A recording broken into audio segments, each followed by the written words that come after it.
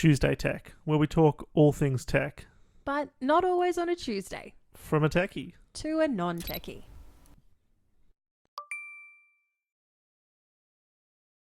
Welcome back. Hello. We're going to be talking about primarily email identity, Yep. spoofing, Mhm. and how to avoid that in a business setting. Mhm. And that's been a conversation of ours this past week. Yes, it has. It's been very topical, which is kind of odd because there's nothing huge that's happened in the news to bring it No. about. It's, yeah. But it's something that I guess is sort of, you've experienced something like that, or you've come across something that has to do with it, and I think topical, but it's educational, something I never heard of. Yeah. So I think it's a good thing to talk about. Yeah. And the more we talked about it, the more you were like, well, we should talk about this Yeah. and record it because people don't know this and this is going to happen. 100%. So I think I'll start with the more palatable, less technical side of things. Thank you. And with the question of, have you ever received or experienced, and this goes to the audience as well as talking to you, a spoofed email? Of course. Yeah. Who hasn't? Yeah. Yeah. Yeah. Have you ever received? Okay, here's one. It's probably a little bit pointed, but I'll put my hand up straight away and say I have received this. Yeah. Have you received the email that goes something to the effect of, I have gotten into your account. Yeah. I have gotten onto this, and I Yeah. have found your secret things. Yes, I found it. Yes. Yeah? Yeah. Yeah, you know where I'm going with that I one? do. Yes, I Yeah. have received that Yeah. one as well. And at first glance, it looks like it's coming from your email. Yeah, it does. Hey. Right? Yeah. So that's kind of spoofing. Yes. Yeah. Okay. So the way that an email works is that it we see it in a human readable way, but a computer obviously has other parameters that it's got to look at. Right. Okay. And so it's broken up into different parts, but it's got a header. Yep. Yeah. And in that header has all the details about where it's from, and likewise. And you can augment that, change that, and it can look like it's come from somewhere that it hasn't. Right. Right. Oh. And so what we're going to talk about in a minute is about how to mitigate that in a business setting. Sure. Right. But before we get into the whole business setting, one of the things that we talked about a lot this week is that the reason why this probably goes overlooked in a business setting is because people are so used to having personally enabled devices and personal systems that they're used to everything just being done for them. Yeah, of course. And so they don't have to configure or have ownership over their systems. Because they have there's no reason to know anything about it because it's never in question. So yeah.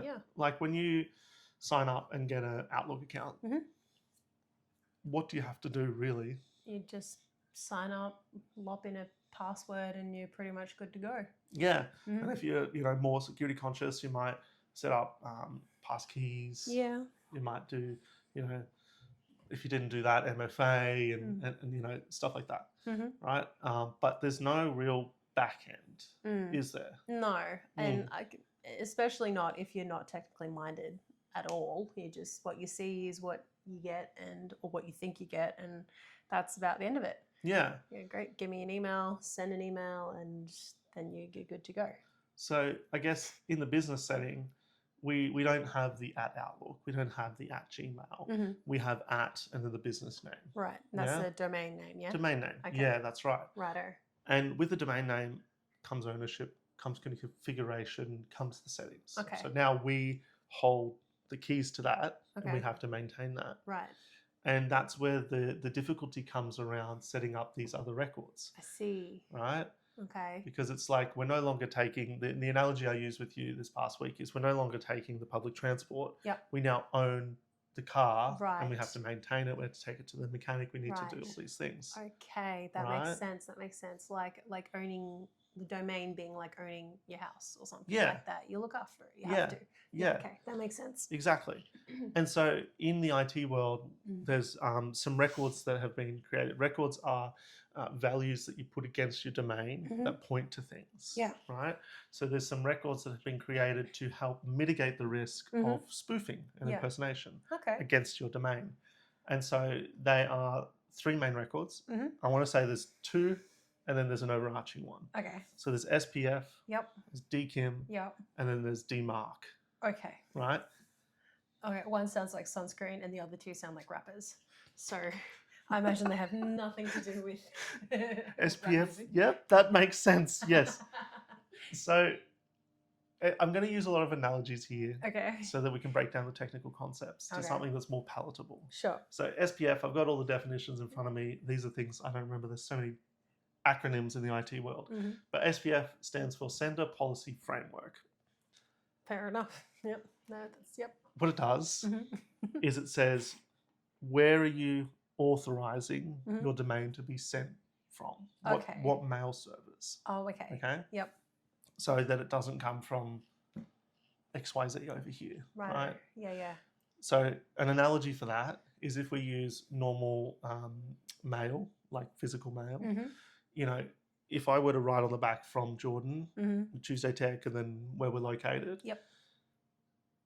it has a level of authenticity. Yep. But if someone else saw that or knew enough information about us, they could quite easily say the same thing. Like right. Copying.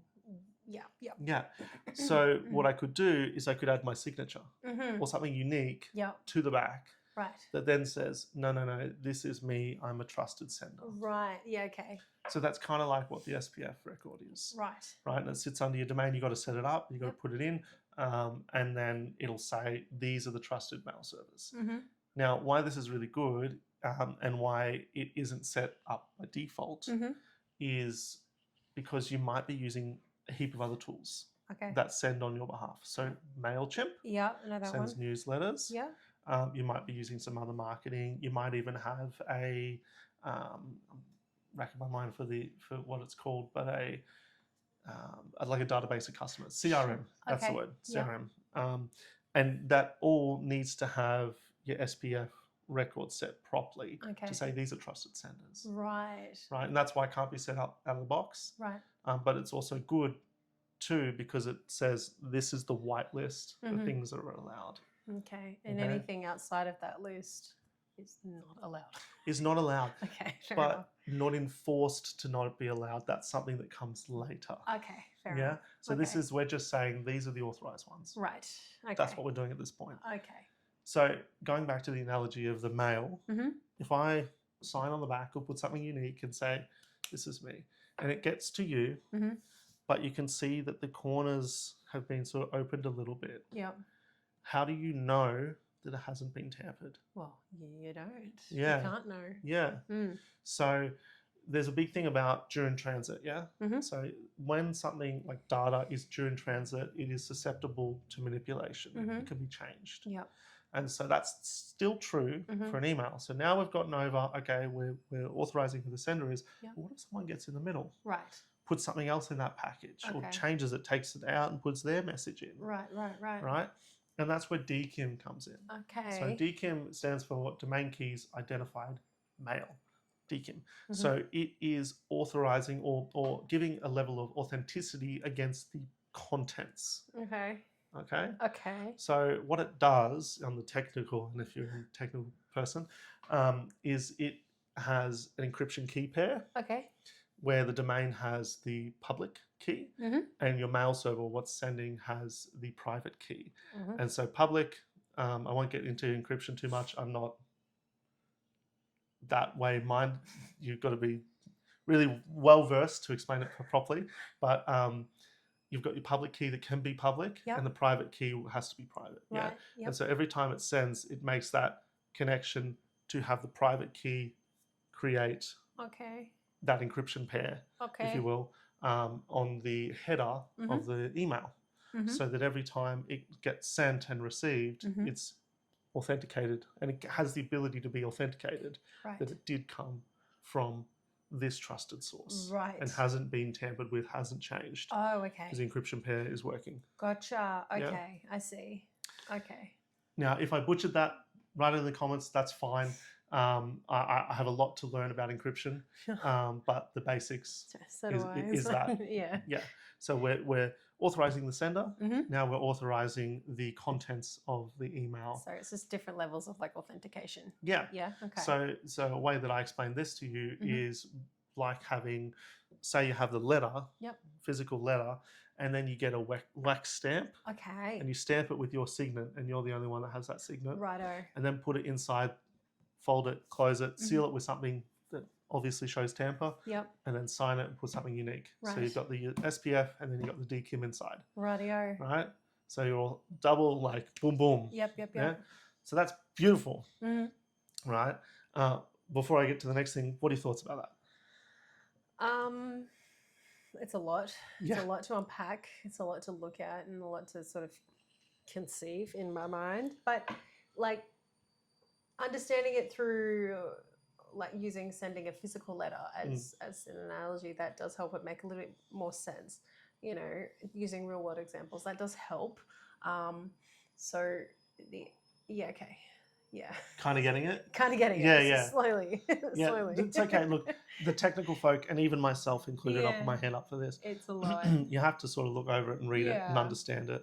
And I think a big part is understanding why. Yeah, absolutely. You know, why would we do that? Because we don't seem to see that in the personal world. Well, you have ownership now. Yeah, it's a whole different ball game moving from a personal email to then a business domain, right? Hey, Yes. Because a business is like a totally different operation. Yes. Where there's so much more at play. You've got so many other balls in the air that you do. I would imagine you do need more layers of protection like this, from even just down to sending emails, which I guess you don't really think too much about, hey, when you... Yeah, well, I think... Well, I guess if you've never run a business before anyway. I think email is one that sadly goes overlooked by the general public, but not so by the cybersecurity people. So business email compromise, BEC, is one of the bigger security vectors, if you will. Okay. So it gets attacked a lot. Yeah, sure. So I can give you an example. I had a client back in the day that they sent an email to someone to get payment. It was in the tens of thousands, big machinery. Okay. And then that got deleted. Oh. Someone spun up an email that looked similar. Oh no. And sent the exact same thing. Oh no. But with a different account number and BSB. Oh no. So yeah, and that person did actually end up paying that person, and then there was the rest that happened after that. So that's bad. It does happen. Business email compromise is a big thing. And obviously phishing you've heard about. Of course, yeah. And social engineering. Yes. And then the watering hole effect. So if you're a supplier for oil and you're the only one in a whole state, right, you're going to be a trusted source and you're going to have a lot of contacts. Okay. So you're the watering hole. All right. Right? Yeah. And so if they come in and attack that person, then it's going to attack all these other people as well, because they come in to drink, watering hole. So dear, you can't overlook email. No. Well, yeah, that so there's a level of responsibility you have. For sure. So the next thing that I want to talk about is DMARC, right? Okay. That third one that I said that's sort of overarching. Yep. So you got your SPF, you got your DKIM, you set them up, and you're like, great.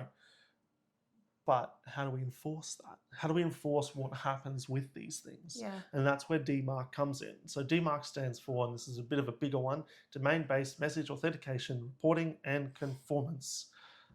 That is a big one. And what it does, in simple, is it says, what do you want to do if these records fail? Oh. Say if someone receives an email and the SPF isn't in your domain. Okay. Or the DKIM isn't right. What do you want to do? Ooh. And you have three main choices. Okay. So you have none, which is usually what you set up initially, and you wait 30 days and you monitor and you see, okay, what would be picked up, what wouldn't, and that allows you to see visibility into third-party tools that might be using your domain, whatever. Yeah. Quarantine, which means that if it fails one of those two, send it to junk. Send it to the quarantine for that recipient. Right. Then the third one is to reject, completely reject it. And that's where you want to get to. Right. Yeah. So what we're saying now is we have these two records, and if we go back to the mail analogy, we're saying, say we're we're got a signet and we're stamping things and we're signing things, and we know now. So this is every single letter that comes from us looks like this. Yes. So we start calling our contacts and we go, hey, this is the way that we do things now. If you receive anything that's missing either one of those, you can quarantine it. Yep. And, you know, it might have been one that went through we missed, you know. Yeah. Just double check. Yep. Or if we're really, really strict and we're like, no, we check everything. We know our system. We know, yep. Then you say reject it, throw it up, burn it, trash it. It's not us. Yeah. Okay. So that's DMARC. That's DMARC. Okay. Wow. Does that make sense? It does make sense. So like DMARC is kind of like the failsafe, in essence. Like, well, broadly, DMARC, I wouldn't say it's the failsafe. I'd say it's enforcing those two authentication checks. Okay. Fair enough. Yeah. Okay. Yeah. Right. Because it's up to the system or domain admin as to what were to happen. Whereas this is saying, hey, do this. Okay. I see. Okay. Well, then these things are very clearly necessary settings or records, or however the terminology is. They're necessary for businesses to have enforced or turned on or whatever. Yeah. How, obviously they're not turned on automatically Yep. when you have a business domain or whatever. Yep. So how do you go about turning them on? Because it seems like a pretty serious thing to have. It's a good question. So I work with Microsoft 365 day in, day out. My business is ingest services. I help with consulting and implementing. So a bit of a plug, if you need help, that's what I do. It's ingest.services with a cool domain. Yes. So I'm going to be able to talk to that in a technical way, but I can't talk to other products just because I don't know them too well. So within Microsoft's suite, Microsoft 365, you can actually go through a guided setup process. Cool. So in the admin portal, you go to domains, and then you can add your domain. Yep. And then it asks you to add verification TXT records to say you own this domain, a CNAME record, and then it then asks you, do you want to optionally add SPF and DKIM? And that's where you go, yes. Yeah, okay. Right? And it'll actually guide you through it. Oh, all right. If you haven't set that up, say if you have a Microsoft 365 tenant and you've already added your domain and you can't see any of that there, you can actually go to the security portal, and it is under emails and collaboration, I believe. And I'm going off the top of my head here. I think there's like policies somewhere there, and you can find the same settings with a wizard, essentially a guide to go through and set that up. All you need access to is where you bought your domain. So, there's so many different places. Some people buy it. I think Cloudflare can handle your DNS. Otherwise, you can buy it through Squarespace. Wix, Google used to be one, but now they moved to Squarespace. You can buy it through. There's a whole crazy domains. There's a lot. There's a lot. So choose whichever one you want. Make sure you have access to that and whatever you're using for your email server. Okay. Now you can do it with G Suite, Google's alternative. I just don't know how. Okay. So there would be a very similar guide. Yeah. Which will help you run through that. Okay. And then on-prem mail servers, I haven't interacted with and haven't had to set that up. I'm sure you could find a guide to do that. Essentially, all you're saying is this is the location of the trusted mail server, and you're putting that against your domain. Righto. Right. Okay. But it's best to do it with a wizard. Yep. Set up that way. The last one that I'll say is DMARC. That doesn't have a wizard to go through that I'm aware of in Microsoft 365, but it is the exact same TXT record format. Right. It's the exact same for everyone. Yeah. And you're just putting in a few parameters. Right. So it's like, the DMARC version, then the policy, which is that none, quarantine or reject. Okay. If you want to have monitoring on it, who you're going to send the emails to. Yeah. But look it up. Just Google it. Your DMARC TXT record. It'll show you a template, and then you just plop that into your DNS. Yeah. And make sure the parameters are right for you. and then you go from there. Go for gold. So a bit of a long-winded way to say use the platform you're using. There probably is a wizard that you can run through, and then just get the template for the DMARC and put that in. Start with none for 30 days, monitoring it, and then from there you can choose to go to quarantine or stricter to reject. Sounds like a plan. Yeah. Sounds good. Get on that. So I think the biggest thing about security is we got to get away from just thinking that we're securing our systems. We've also got to think about authenticating. Yes. And we've got to think about giving integrity to our systems. Yeah. There's the CIA triad. Some people might say it's a little bit dated. Yeah. And that maybe we need something a bit more than it.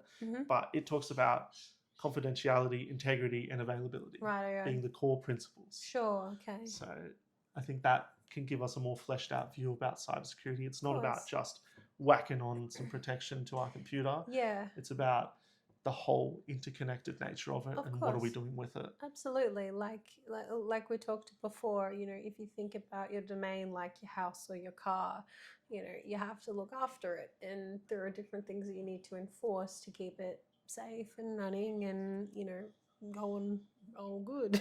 Yeah. You know, so I think like you sort of coming clearer to me that there needs to be more initiative taken in protecting your own domain and all other aspects of your business or personal, whatever, but definitely in a business environment too, hey, because it's just stuff that people don't know about. Yeah. You know, like how do you know to lock your door unless you're told that there's a threat that someone might come in, right? So that's what you got to do. And we've got to be on the front foot about our security. It can't just be, while I am a blue team cybersecurity person, defensive. Sure. You've got to be proactive and take some steps that almost mimic offensive to understand how to defend. And so that's where that purple team comes in. And that's where we think like an attacker and defend from that point. Yeah. And we've got to think that way. So to have your SPF, your DKIM, your DMARC, you're ensuring, or at least walking towards ensuring that you've made sure that you're not going to be spoofed easily. Yeah. Right? Yeah. And that you're sort of ensuring that the contents of your email is having that same integrity. Yeah. And so you're doing things that are proactive. Yes. They're not reactive. No, yeah. And at face value, you're going to think, what's the point of it? Well, you're actually building a better reputation for your business. Absolutely. Absolutely. And they're small changes that you can enforce relatively easily by the sounds of it. So it seems like a no-brainer to me if it keeps everyone safe, your business safe, your clients safe, or at least a little bit safer, I guess. Seems like something that everyone should just do it. Yeah. Just do it. And if you're not aware, if you have those records already against your domain, first and foremost, contact your IT provider if you have one, or the person in your world that is that trusted source. A little bit of a plug here. Otherwise, contact me at ingest.services. That's ingest.services. We can help with that. But then thirdly, there is a link that I saw on LinkedIn through a connection I have with the UK cyber website, and you can punch in your domain and it can actually show you if you have those records. Yeah. And if you don't, and it'll show you a few recommendations. Free tool. I'll put it in the comments below and people can use it. Yeah.